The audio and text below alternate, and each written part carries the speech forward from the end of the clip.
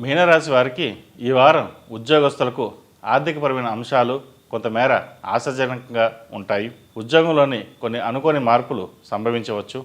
కళా సినీ రంగం వారికి పోటీ ఎదురవుతుంది. చిన్న చిన్న ఆరోగ్య సమస్యలు అధిగమిస్తారు.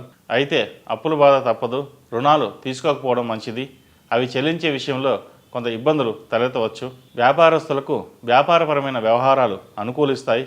మీరు అభివృద్ధి కోసం చేసే కృషిని చూసి ఓర్వలేని వాళ్ళు ఉంటారు.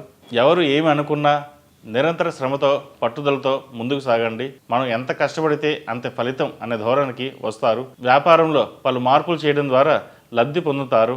ఆర్థిక స్థితి బాగుంటుంది. విద్యార్థులకు ఈ వారం బాగుందని చెప్పవచ్చు. ఈ రాశివారు హనుమాన్ చాలీసా పఠించడం, ఆంజనేయ స్వామి వారికి ఆకుపూజ చేయడం చెప్పదగిన సూచన.